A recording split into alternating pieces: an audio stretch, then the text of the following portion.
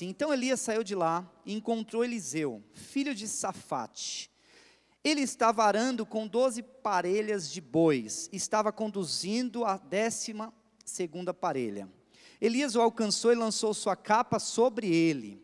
Depois você dá um pulinho no segundo livro dos Reis, 2, de 1 a 3. Quando o Senhor levou Elias aos céus num redemoinho, aconteceu o seguinte: Elias e Eliseu saíram de Gilgal, e no caminho disse-lhe Elias: fique aqui, pois o Senhor me enviou a Betel. Eliseu, porém, disse: juro pelo nome do Senhor e por tua vida que não te deixarei ir só. Então foram a Betel. Em Betel, os discípulos dos profetas foram falar com Eliseu e perguntaram: você sabe que hoje o Senhor vai levar para os céus o seu mestre, separando-o de você? Respondeu Eliseu: sim, eu sei, mas não falem nisso. Segundo o livro dos Reis, 2, 8 a 10. Então Elias tirou o manto, enrolou-o com ele, bateu nas águas, as águas se dividiram, e os dois atravessaram em chão seco. Depois de atravessar, Elias disse a Eliseu: o que posso fazer em seu favor, antes que seja levado para longe de você? Respondeu Eliseu: faze de mim o principal herdeiro de teu espírito profético. Disse Elias: seu pedido é difícil, mas se você me vir quando eu for separado de você, terá o que pediu, do contrário não será atendido. Depois 12 e 13. Quando viu isso, Eliseu gritou: meu pai, tu era como os carros de guerra e os cavaleiros de Israel. E quando já não podia mais vê-lo, Eliseu pegou as próprias vestes e as rasgou ao meio. Depois pegou o manto de Elias, que tinha caído, e voltou para a margem do Jordão. Então bateu nas águas do rio com o manto e perguntou: onde está agora o Senhor, o Deus de Elias? Tenho batido nas águas, elas se dividiram e ele atravessou. Quando os discípulos dos profetas vindo de Jericó viram isso, disseram: o espírito profético de Elias repousa sobre Eliseu. Então foram ao seu encontro, prostraram-se diante dele e disseram: olha, nós, teus servos, temos 50 homens fortes, deixa-os sair à procura do teu mestre. Talvez o Espírito do Senhor o tenha levado e deixado em algum monte ou em algum vale. Respondeu Eliseu: não mandem ninguém. Até aí, queridos, eu creio que essa história você já ouviu, não tem nenhuma novidade, não é algo assim, uma grande revelação da vida de Elias e de Eliseu. Foram dois homens que marcaram história e fizeram grandes coisas. Mas aqui nesta história, nós vemos que há alguns detalhes que eles se encaixam perfeitamente no nosso dia a dia como igreja. Todos vocês sabem que nós somos uma igreja em células, com o discipulado, com o MDA. Isto é um princípio, nós não abrimos mão deste princípio.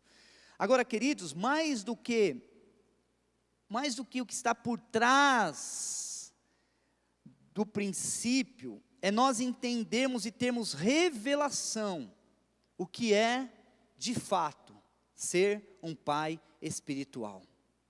O que é, de fato, você ser um pai que vai transferir um DNA para os seus filhos espirituais. Porque, queridos, o discipulado é só um nome, e você vai entender isso nessas 2 semanas.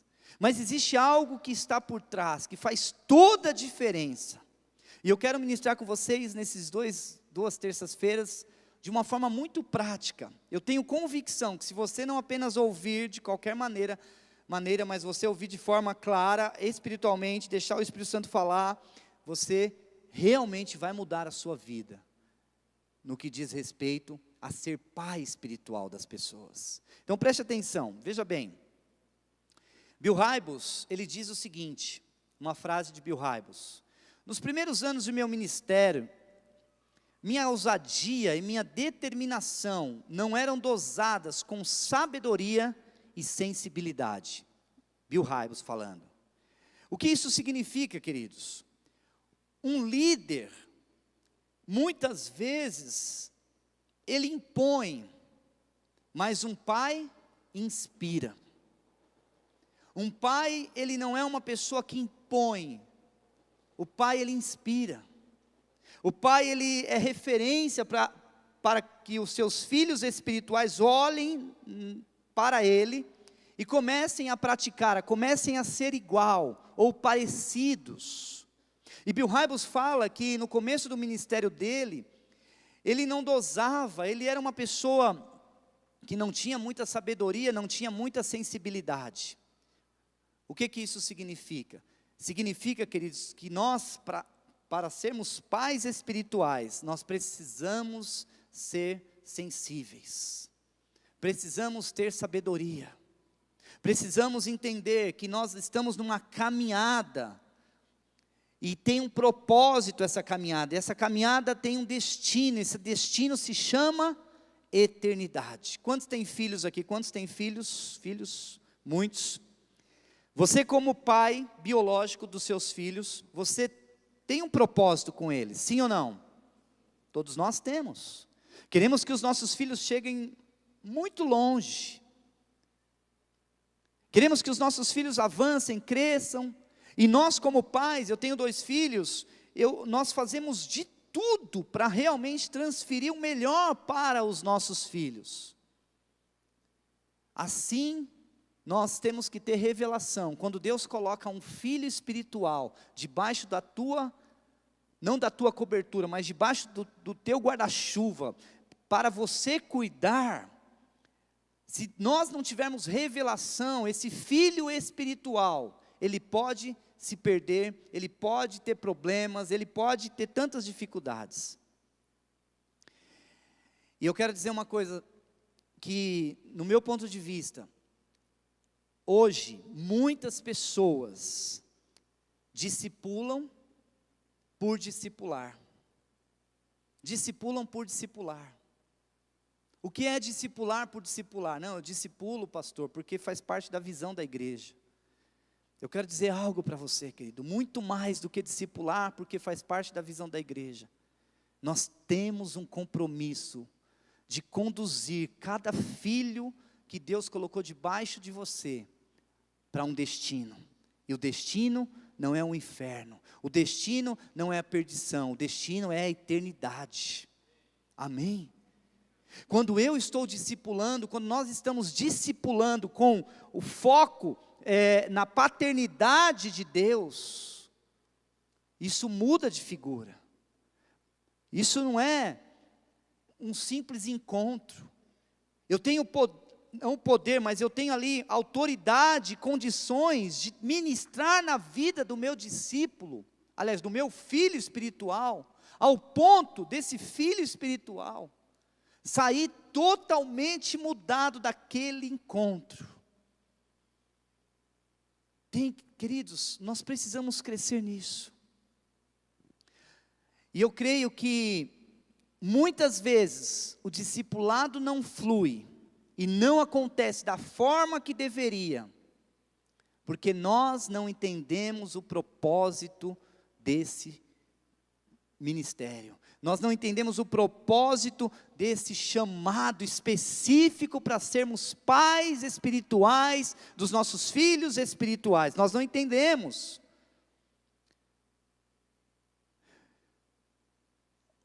Queridos, antes de falar especificamente na prática sobre isso, eu quero só abrir um parênteses aqui. E eu quero falar com você, porque eu creio que se você, nessas 2 ministrações, entender o propósito de ser discipulador de verdade, um pai espiritual de verdade, querido, eu tenho certeza que a sua vida vai mudar. A sua vida vai mudar. Porque, queridos, nós precisamos entender.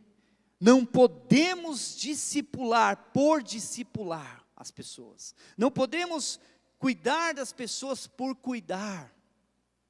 Porque senão nós estamos jogando o nosso tempo fora. E o tempo da pessoa fora. Há um propósito. Há um propósito que nós precisamos ter revelação deste propósito. O propósito é que nós precisamos entrar no discipulado, na reunião de discipulado, e transferir algo para estas pessoas. Transferir vida, transferir alegria, transferir aquilo que nós recebemos do Espírito Santo. Mas quando nós não entendemos o propósito, infelizmente, o risco que nós corremos é o mesmo risco de algumas coisas que eu vou falar para você aqui. Quantos já ouviram falar na Coca-Cola? Coca-Cola, quantos já ouviram falar? Quantos já tomaram Coca-Cola aqui? Acho que todo mundo. Quantos ainda tomam? Diminuiu.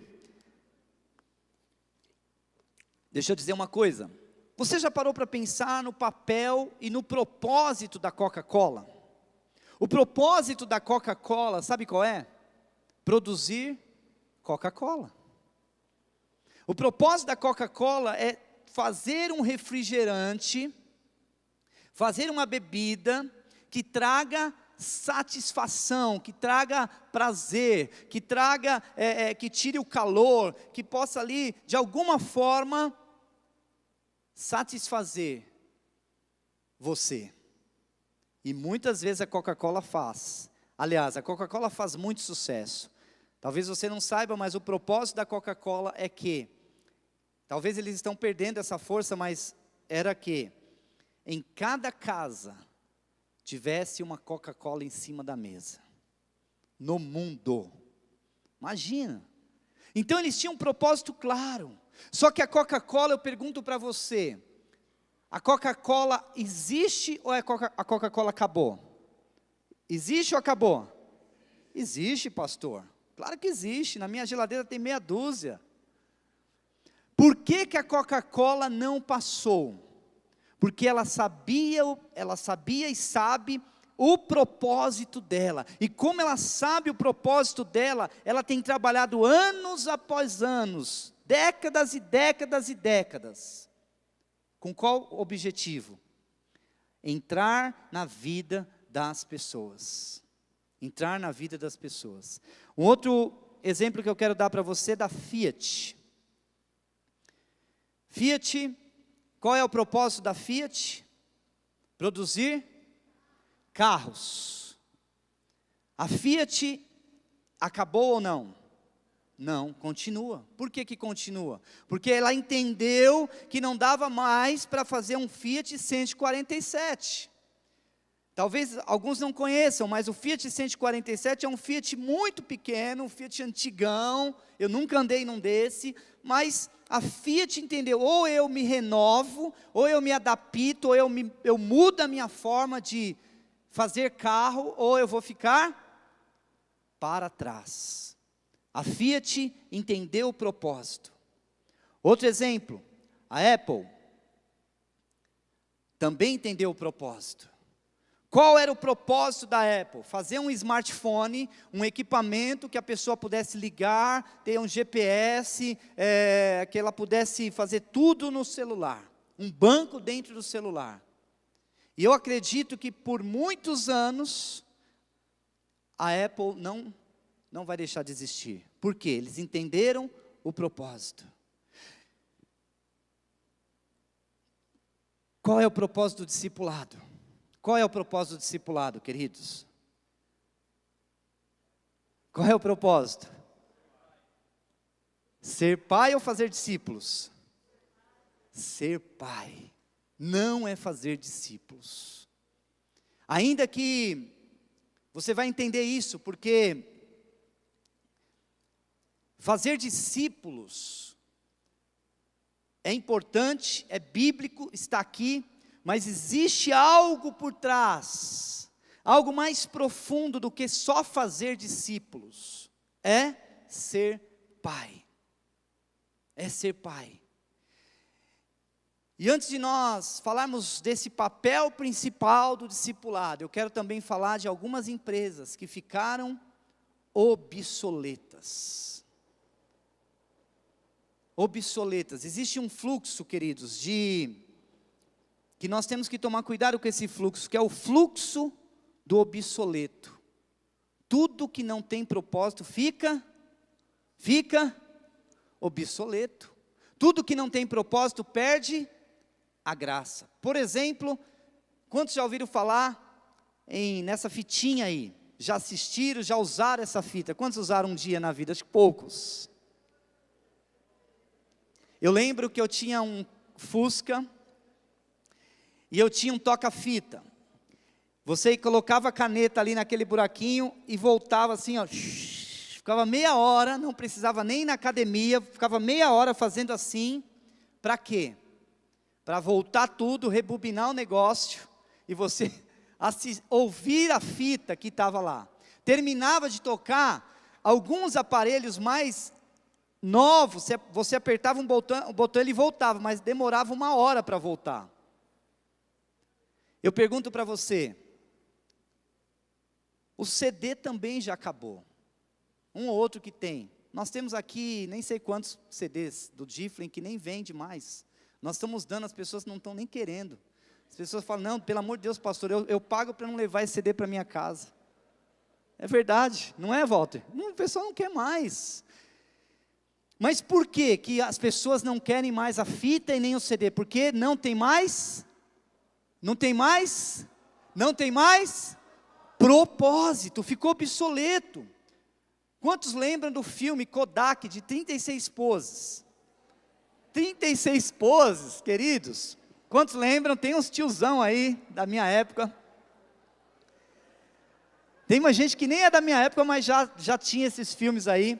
Queridos, o de 36 poses, só comprava quem era muito rico. Era ou não era? Não, era muito caro. Você comprava o de 12. E aí, você saía para a praia, com uma máquina desse tamanho, e você ia com o filme de 36 poses dentro da caixinha. Tirava ele, abria a máquina, colocava ele, só que tem uns furinhos do lado. Se você não encaixar ele nos furinhos certos, não encaixar nos dentinhos do treco, que sei lá como é o nome daquilo lá, ele travava, e se travasse, o filme já era. Aí, queridos, você tinha que financiar outro filme. Para tirar foto, era o seguinte, se posiciona, cuidado para não perder, não, aí se posiciona de novo, arruma, vai lá e tal. É engraçado hoje é tudo a tecnologia, nós temos o celular, tiramos foto, e você fica pedindo para a pessoa arrumar, vai tirando um monte, porque aí vai arrumando no tempo, não precisa se arrumar. Nessa época não, nessa época nós tínhamos que arrumar certinho, deixar bonitinho, todo acertadinho. Por quê? Senão, queimava a foto, perdia a foto. E todos nós aqui, queridos, temos um álbum de fotos, pelo menos a maioria. E tem aquele álbum de fotos que tem umas fotos que é a foto do terror. Todo mundo tem. Esse dia eu estava olhando uma foto minha do terror, eu não acreditei. Gente, aquilo lá, cara, dá para colocar nas noites do terror, sei lá do que, no Play Center não tem mais também. Já que é para falar de coisas obsoletas, vamos falar do Play Center. Mas por que hoje nós não temos mais esses filmes? Porque eles perderam o... Ei, gente, fala aí, todo mundo, eles perderam o... Deixa eu falar, você precisa não perder semana que vem. Mas você precisa sair daqui hoje entendendo o que é propósito. Então, grave isso, propósito, propósito, propósito. Próximo, o orelhão. Irmãos, quantos aqui já usaram o orelhão na vida? Quantos usaram? Deixa eu contar uma história para vocês, rapidinho. Uma vez, muitos anos, eu trabalhava nessa empresa que eu saí agora em 2012, e eu usava um uniforme horroroso. Pensa em uniforme feio. Pensa mais um pouquinho, é esse aí. Uniforme marrom, sapato marrom, a camisa meia marrom, um negócio ridículo, cor de burro quando foge. E um dia, eu estava andando por Barueri, e eu tive a impressão que eu vi a Luciana. Quando eu vi um orelhão, o que eu fiz? eu me escondi no orelhão. Porque eu falei, eu não posso, se ela me ver com essa roupa feia, já era, nunca mais ela vai querer nada comigo. Então eu usei orelhão para me esconder, mas muitas pessoas usaram para telefonar, compravam as fichas, cartelas de fichas. O pior era quando você chegava no orelhão, eu lembro, muito tempo atrás, precisava ligar para a empresa, eu ia lá na 7 de abril, tinha uma Telesp lá, eu chegava na Telesp da 7 de abril, uma fila de gente, falei, gente, pelo amor de Deus, vamos logo, eu preciso ligar. Agora, quando foi a última vez que você usou um orelhão? Você lembra? Sim ou não? Não lembra. Por quê? Perdeu o propósito. Não tem mais propósito usar um orelhão, só se for para você ensinar seu filho, orar, falar, vamos lá, vou voltar no tempo, quero te ensinar como que era na minha época. Seu filho vai falar, pai, que loucura é essa? Eu nem vejo muitos orelhões hoje.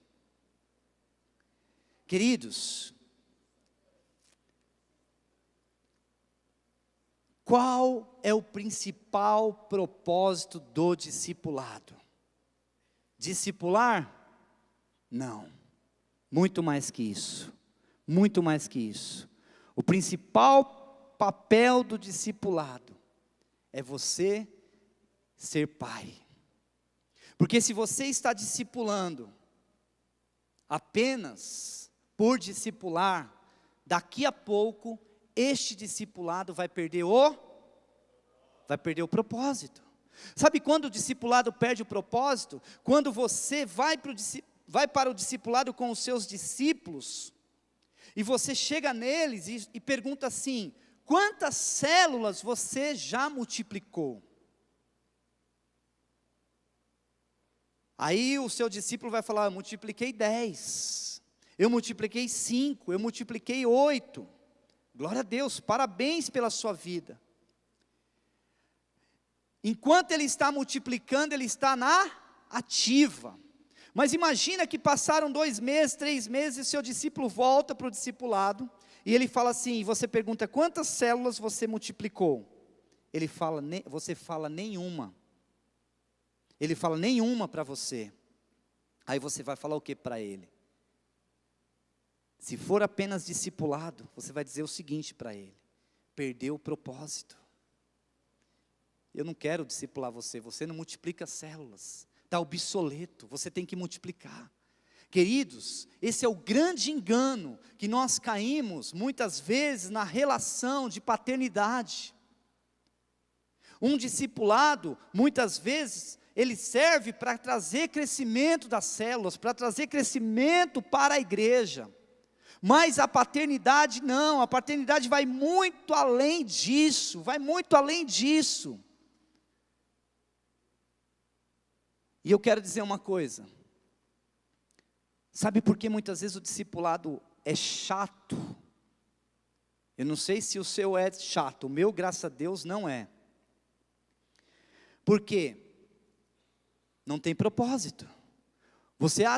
Nós achamos muitas vezes que a reunião de discipulado é só para falar de célula, é só para falar de crescimento de igreja, é só para falar dos problemas ministeriais, e uma hora os problemas ministeriais vão se esgotar, porque Deus vai resolver e vai acabar.